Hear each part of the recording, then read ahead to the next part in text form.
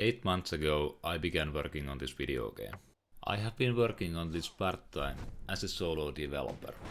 It has been an interesting journey learning all the necessary skills to get to this point, but there is still so much to do. The story starts last summer when I was reading the rules for the board game Gloomhaven. I remember thinking to myself, holy shit, there are 30 pages of rules and you have to remember and execute all of these. I thought to myself, well, this would be just so much better as a video game. Now, after grinding for 5 years as a software engineer, I would think that making an existing design like Gloomhaven into a multiplayer would be a piece of cake.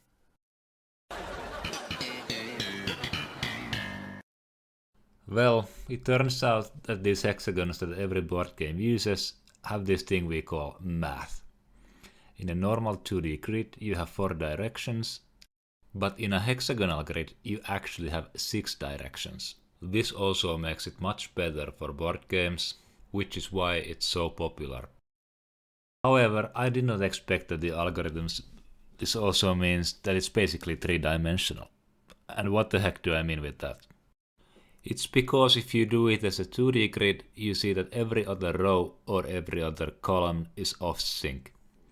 And this causes a lot of problems in identifying neighbors and using vectors, and other extremely important stuff that I will need for my video game. Now with the 3-dimensional coordinates, we can use this in a similar way as we would other 3-dimensional vectors. So with that out of the way, I want us to go back into the past with the power of version control. After 1 month, I had not implemented the 3D cube coordinates yet, and the only thing I had was hexagons laid out in the 2-dimensional pattern. The main thing on the second month was that there is now proper networking using the Unity Network for Game Objects library. This allows one player to be the host and the other to be the client, synchronizing the position using remote procedure calls, short for RPC. But this level is very boring. At this point I realized I need to make my own level editor to make more interesting levels, with obstacles in it, adding some height differences so that there can be high ground and low ground.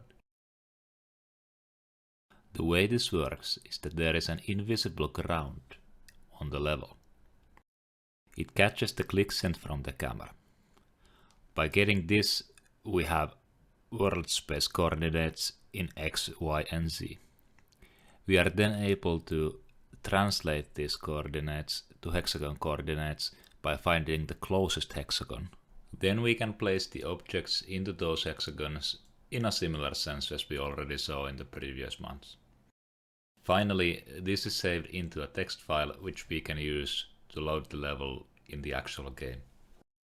In the actual game, we have implemented some kind of fog of war, and when I press play, the minions start automatically navigating towards the enemy base. But here is where the scope creep started. We somehow went from Gloomhaven, where you make the decisions yourself, into an autobattler, where I would have to implement AI in order to resolve the combat automatically. For general pathfinding, I implemented the A-star pathfinding algorithm, which tries to find the shortest route while checking for obstacles. Obstacles may be trees or other random things added in the level editor, but they can also be buildings or minions added during the game. By default, the minion that is closest to the enemy base starts navigating towards it. This gives us the turn order in which minions execute. Every time a minion moves, it scans the neighbor area by its vision range to see if there are any new targets available. After this, the minion chooses the best target within the vision range. The best target is usually the one with the shortest path, but there could be other things like taunt affecting this algorithm. Using the same algorithm, I also created this road system that I got inspired from Cities Skylines and SimCity. I thought that this system would make the players think a little bit more about how they design their base. In December, I spent a lot of time thinking about how to easily represent these cards, these symbols, so that you can see at first glance what the building or minion does. In order to add abilities to my minions, I would have to set up some code that handles this in the form of events. This would give me a logical pattern of configuring what ability happens in what scenario. For example, the charge ability occurs on aggro event. Because designing the game was extremely hard, I kind of got sidetracked into making an office simulation game in January.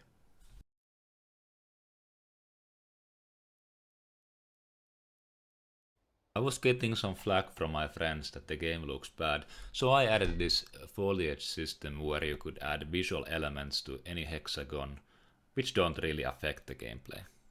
But I was really still in design hell, because there were so many complex systems, but the game really just wasn't that fun. I had to swallow my losses and delete a couple of very complicated features like the road system and the housing system to move on. In February I thought that maybe the problem is that it's a strategy game without any strategy. By adding more minions, I would surely be able to fix the problem.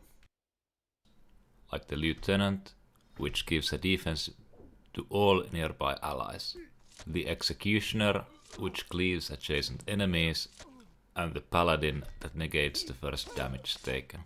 But after adding these minions, it was clear that it was still not feeling the way I wanted it to. The combat was very slow, and it felt like the player had no influence over it. In March, the first thing I added was turrets. So that the game would feel like a proper RTS, I added these mines which you have to contest on the level. In order to hold these, you would want to use the static defenses like the turrets to enforce a position. I was happy with how the turrets turned out, but still the player didn't have much influence in the combat. For a long time of the development, there has been this faith resource which has not seen much use. I would finally implement the spell system which allows you as the player to participate in the combat. You can unlock new spells from buildings, but you also start with a couple of default spells. I fully intend to add a lot more spells, so these are only the first 4 I have in the game. For the past month, as I have been playing this, it just feels wrong. I made this turn-based originally because that's how it works in Baldur's Gate 3, but it doesn't really work for this game. A lot of the times, a minion just stands there doing nothing, which feels really bad, especially with the new spell system. And the only reason I was still stuck with this is because I had this sunk cost fallacy of having spent so much time trying to make this work. So I deleted some unimportant code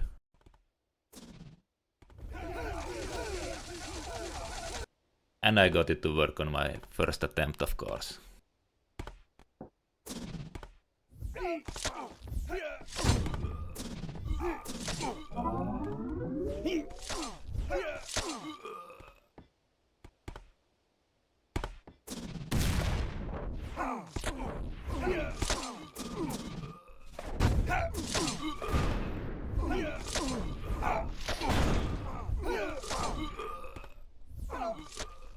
If you're interested in the game, or just the development process, I don't really care.